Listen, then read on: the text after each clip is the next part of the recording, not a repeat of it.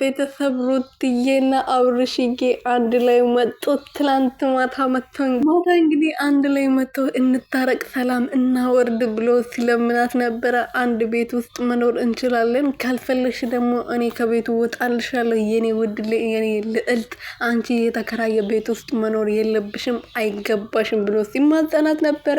በዛ ላይ ደግሞ ከአገር ወጣለሁ የምትይ ሀሳብም ልቀቂ ስላት ነበር። ግን ሩትዬ ደግሞ ዛሬ እንደዚህ መምጣታቸው የማይቀር ኩስትር ብላ ነበረ ስታወራኝ ነበረ። ኩስትርናውን እንኳን አብርሽን እኔን ራሱ ሲያስፈራኝ ነበረ ማለት ነው። የምር ማለት ነው። ኪሷን እጇ ውስጥ ከታ ልትደባደብ ነበረ ሲመስለኝ የነበረው። ምን አለበት አንዴ ብታጋጨው እያልኩ ነበረ። ግን እሷ ያሳዝናታል። አይኑን እያየች ነበረ።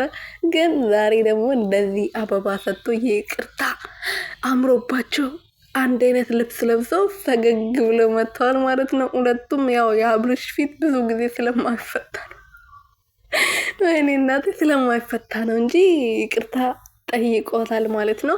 ለማንኛውም ቤተሰብ የእነሱን መታረቅ የምትፈልጉ እልልልልል ብላችሁ ተቀበሉ ማለት ነው። ቤተሰብ አይመስላችሁ? እና ወደ ውጭ ሀገር መውጣት የሚባል ነገር ቀረ። ምክንያቱም ሕፃን ልጅ ተይዞ ከሀገር አይወጣም።